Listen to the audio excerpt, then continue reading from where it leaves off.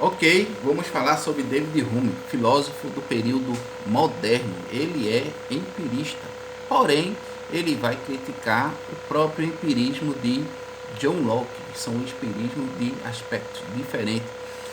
John Locke, enquanto acredita na metafísica e usa, David Hume, ele é cético, ele não acredita em nenhuma explicação que venha de trazer assim um aspecto além da física, além desse mundo, jogando para o outro mundo para poder explicar qualquer coisa.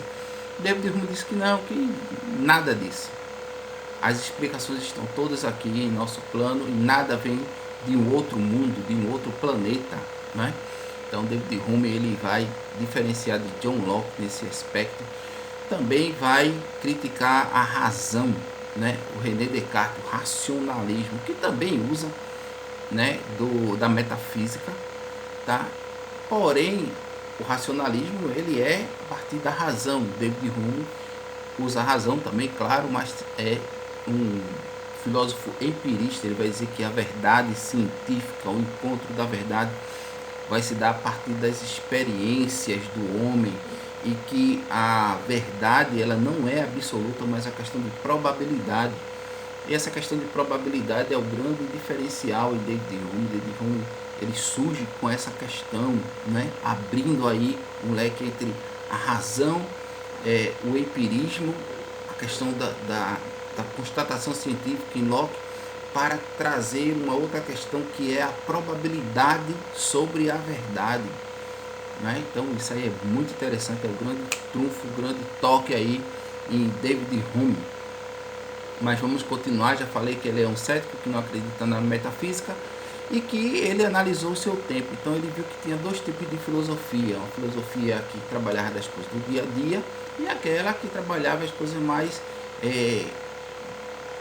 mais complicada, mais obscura, ocultas à razão humana, que trabalhava mais com uma questão da metafísica, com uma questão da matemática, né? E tinha outros filósofos que eram mais da filosofia simples, que trabalhava a questão da política, da ética, da sociedade, da economia, essas coisas assim.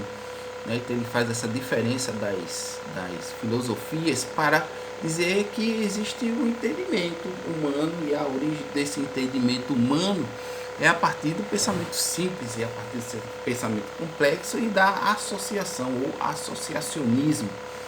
Isso é muito fácil da gente compreender. O que é o pensamento simples? É a percepção, é o gosto, é a partir da nossa sensibilidade, os cinco sentidos. O pensamento complexo é a união das ideias simples, né? Como ali a matemática, para se formar ideias mais rebuscadas, né? E a associação, claro, a associação das ideias para a gente chegar a uma conclusão de, por exemplo, o camarada trabalha, ganha um salário mínimo, mas por que ele ganha um salário mínimo, né? Porque o empresário lá estabeleceu que deveria ter um piso, ou o governo estabeleceu que deveria, o governo junto com os empresários estabelece que deve ter um salário mínimo para se pagar ao trabalhador e se manter o lucro da empresa. E aí o trabalhador ganha ali um salário mínimo. Assim se faz a junção do conhecimento das ideias para chegar a uma conclusão. É muito fácil essa questão aí, muito tranquila, não é?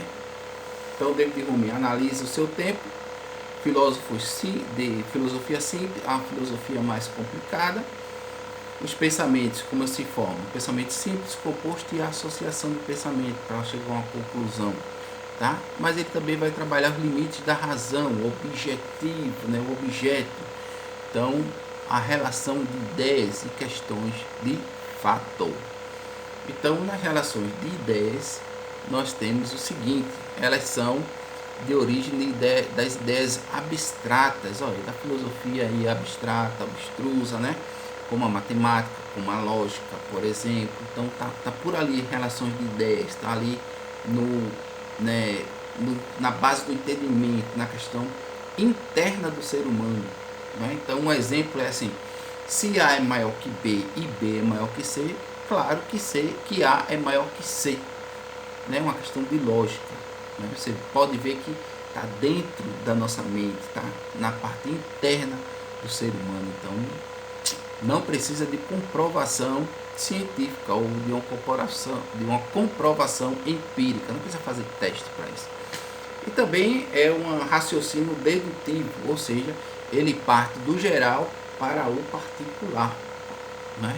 Então, relações de ideias ensinadas desse tipo, mas também são relações, são verdades necessárias que não se pode contestar, porque é baseado na nossa mente, na nossa razão, né? Então, essa é a questão das relações de ideias, né? Questões de fato. A questão de fato é o conhecimento vindo das experiências sensíveis, ou seja, das nossas experiências do dia a dia, da nossa existência.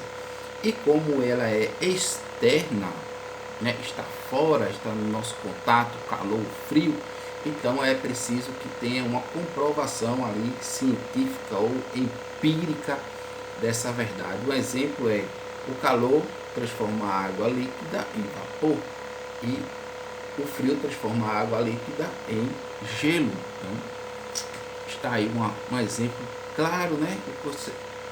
E por conta disso, o conhecimento é estabelecido de forma posterior ou a posteriori, porque ele é decorrente, né, dessas experiências, desses temas que o homem analisa. Mas também ele é indutivo, diferente da ideia que surge na mente humana, que parte do geral para o particular. O indutivo vai partir do particular para o geral, não é? Baseado em quê? Baseado em quê que vai partir do particular para o geral? Baseado no hábito, que David Hume vai falar do hábito, né? Então, existe um hábito, existe uma crença que o ser humano tem no seu entendimento, e existe o hábito de que a partir das experiências sensíveis do nosso dia a dia, a gente vai ter aquilo como certo, ou seja, o frio vai transformar a água em gelo, a água líquida em gelo. Então, a partir do hábito, né? Então, são atributos da nossa vivência, né? Mas são coisas também que são incertas, não tem uma verdade plena, absoluta. Lembra que ele vai trabalhar essa questão da probabilidade, nunca se esqueça disso. Não existe uma questão de uma verdade sólida, mas questão de probabilidade. E também, para David Hume, ele difere a questão da causalidade, né? Algo que vem ali desde Aristóteles, né? Toda ação tem uma consequência, toda ação gera um fato, então a causa e o efeito das coisas. E David Hume ele vai dizer que essa questão da causalidade é uma coisa interna, que está na nossa mente, que é uma impressão, que parte da impressão do homem. A impressão é um outro termo que ele vai desenvolver também, que é ali onde fica fixado em nossa mente, ou seja, quando eu encosto em algo que está quente, eu logo percebo que aquilo faz mal. Então, a primeira impressão que eu tenho do calor é essa defesa, e aquilo vai ficar na nossa mente. Então, a causalidade vai partir daí dessa impressão. Então, David Hume é esse filósofo que vai trabalhar essas questões do entendimento humano, vai trazer ali vamos dizer assim, um limite para essa razão humana, né? Fazendo com que o ser humano considere que pode alcançar a verdade plena de todas as coisas a partir da razão ou a partir muito menos da questão empírica, embora que a questão empírica para David Hume é algo extremamente importante, porque ele é um empirista, é um filósofo empirista, mas que a verdade científica ela é uma questão de probabilidade, né? Então, como nós já falamos no início da aula, para fixar o nosso entendimento, se nós repetimos o fato 5 vezes, não quer dizer que a 6ª vez vá repetir. Então é preciso que a gente tenha essa probabilidade de que, né, a cada 10 vezes, 7 vezes dá certo. E se for confirmado que as 10 vezes se repetiram e todas as 10 deram certo, então se estabelece como uma verdade, né, a partir da experiência e a partir da questão da probabilidade também. Então esse é o pensamento aí de David Hume, pensamento importante para o período moderno e também para o nosso. Então, obrigado e um abraço.